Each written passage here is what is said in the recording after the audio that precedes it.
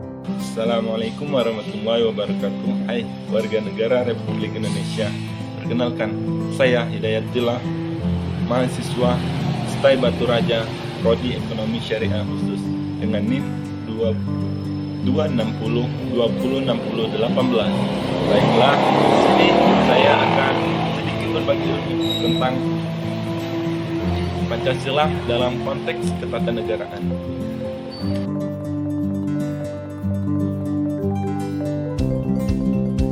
Sebagai dasar negara, Pancasila merupakan suatu asas kerohanian yang dalam ilmu kenegaraan populer disebut sebagai dasar filsafat negara, Philosophical Groundslash.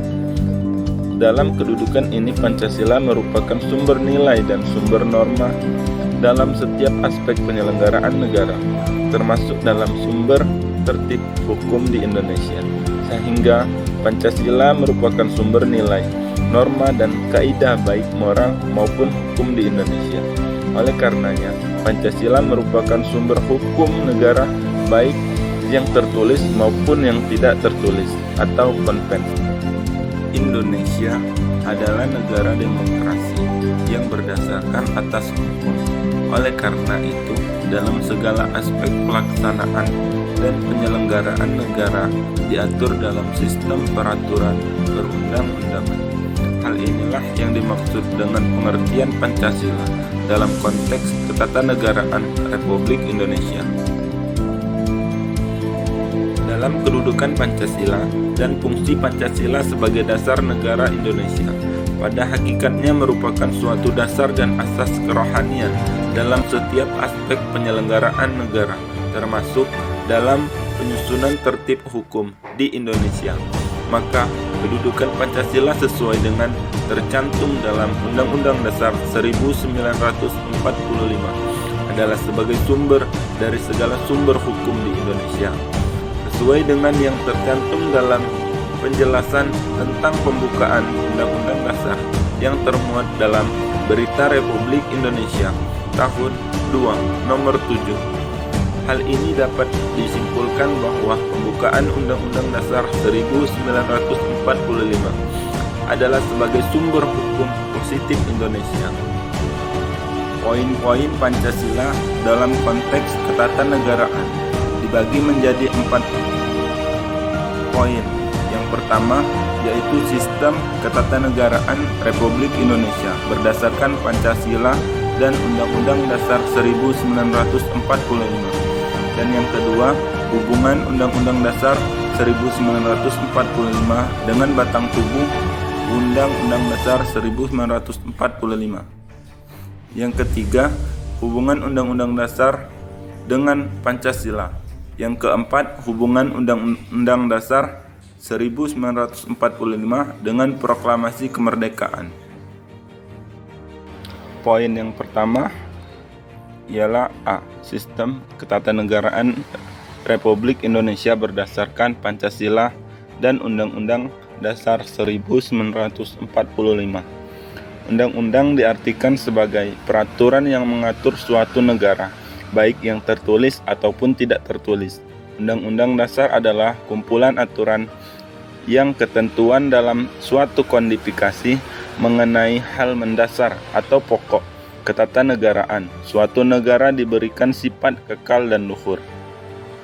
Sedangkan untuk merubahnya diperlukan cara yang istimewa serta lebih berat kalau dibandingkan dengan pembuatan atau peraturan perundang-undangan.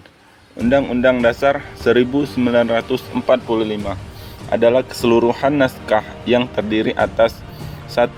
Pembukaan yang terdiri atas 4 alinea. 2. Batang tubuh yang berisi pasal 1 sampai pasal 37, terdiri dari 16 bab, 3 peraturan, peralihan, dan 2 ayat aturan tambahan. Yang ketiga, penjelasan Undang-Undang Dasar 1945 yang terbagi dalam penjelasan umum dan penjelasan pasal demi pasal. Poin yang kedua yaitu hubungan Undang-Undang Dasar dengan batang tubuh Undang-Undang Dasar.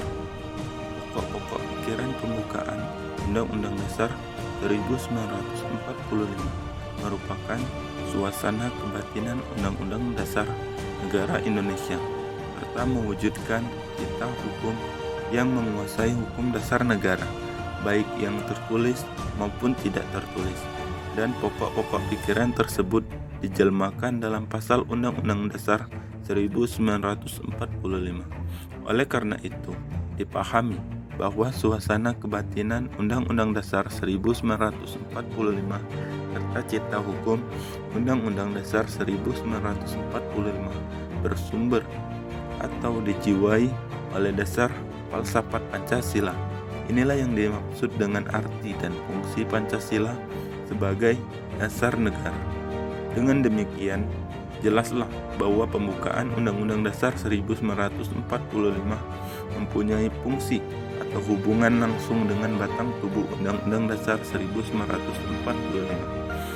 Karena pembukaan Undang-Undang Dasar 1945 mengandung pokok-pokok pikiran yang dijabarkan lebih lanjut dalam pasal-pasal di batang tubuh Undang-Undang Dasar 1945 tersebut.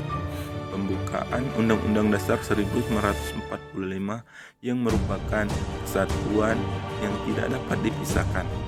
Bahkan hal ini menjadi rangkaian kesatuan nilai dan norma yang terpadu. Batang tubuh Undang-Undang Dasar 1945 terdiri dari rangkaian pasal-pasal merupakan perwujudan pokok-pokok pikiran yang terkandung dalam pembukaan Undang-Undang Dasar 1945 yang tidak lain adalah pokok pikiran kesatuan Indonesia, keadilan sosial, kedaulatan rakyat berdasarkan atas kerakyatan dan permusyawaratan atau perwakilan, dan Tuhanan yang Maha Esa menurut dasar kemanusiaan yang adil dan beradab. Poin yang ketiga yaitu hubungan Undang-Undang Dasar dengan Pancasila. Perkataan Pancasila berasal dari bahasa Sanskerta yang terdiri dari dua suku kata, yaitu panca berarti 5, sila berarti dasar atau azas. Jadi Pancasila adalah 5 dasar atau 5 azas. Di atas kelima dasar inilah berdirinya negara Republik Indonesia. Pancasila bagi negara Indonesia adalah sama halnya dengan fundamen bagi sebuah gedung. Kalau kita ingin mendirikan sebuah gedung, haruslah gedung itu kita dirikan di atas fundamen yang kuat dan kokoh. Akan demikian pula lah kalau kita ingin mendirikan suatu negara yang kekal dan abadi, maka haruslah bangunan negara Indonesia itu kita dirikan di atas suatu fundament yang kuat atau kokoh pula. Poin yang keempat yaitu hubungan pembukaan Undang-Undang Dasar 1945 dengan proklamasi kemerdekaan.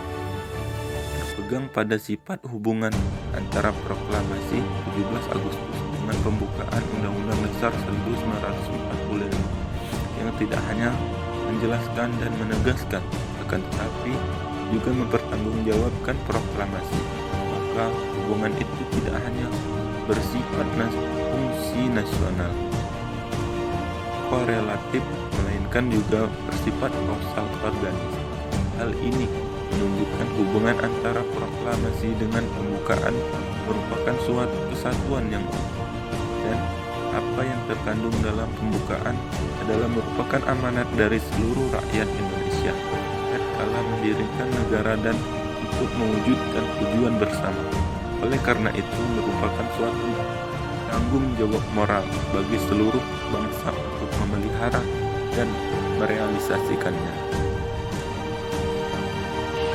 Demikian pemaparan materi dari saya tentang Pancasila dalam konteks ketatanegaraan.